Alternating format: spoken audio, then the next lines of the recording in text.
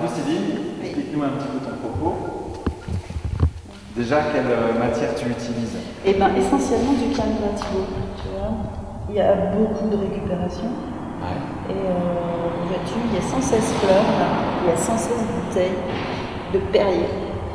D'accord, donc là, en fait, ce sont des bouteilles qui t'ont servi de support. Exactement. Et ensuite que tu as recouvert habillé de tissu canevas. Oui. C'est ça? Enfin, avant de mettre le canevas, il y a tout un processus de collage de papier pour arriver à quelque chose de plus ou moins dur. De plus rigide, Ouais. d'accord. Ouais. C'est une manière de revisiter aussi peut-être les techniques de patchwork. Ouais, bah c'est ça. Hein. Et donc tu nous proposes pour cette installation plus de 100 tulipes.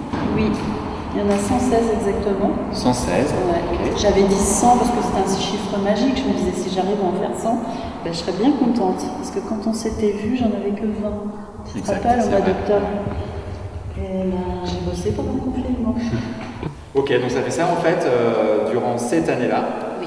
Et c'est la première fois que tu les présentes. Oui. C'est ce qu'on appelle une installation in situ, c'est fait pour le lieu.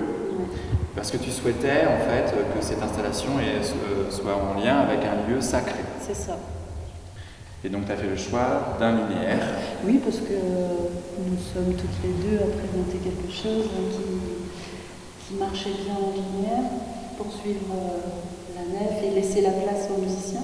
Et donc effectivement c'est un dialogue avec Sibylle, voilà. Qui elle est plutôt accrochée au plafond, qui utilise moins le sol. Et qui est parti aussi sur une ligne avec une autre technique. Oui, donc là ce sont des gouttes qui sont faites à partir de ronces et de fils de toutes sortes, des fils que je fabrique ou que je trouve. Et en fait ce que j'aime bien c'est le contraste entre le côté piquant de la ronce, le côté vivant, donc il n'y en a pas deux pareils, et le côté blanc, un peu aléatoire du tissage. Donc il n'y en a pas, quasiment pas deux pareils, parce qu'en fonction de la forme, du tissage, voilà. Et donc notre œil, ce que j'aime bien, c'est faire danser l'œil. Donc l'œil il passe d'une goutte à l'autre, et puis il repasse à l'air, et il retourne. L'idéal c'est quand il y a un petit courant d'air, pour qu'un léger mouvement. Oui, parce que ce que tu souhaitais, c'était représenter des gouttes. Ouais. Voilà. Ton œuvre, elle s'appelle « Il pleut des gouttes ». Exactement. Comme si c'était une manière de recréer une atmosphère de nuages, de brume. De choses très légères et très transparentes. Et très, Est-ce que tu sais le nombre de gouttes que tu as installées? 116.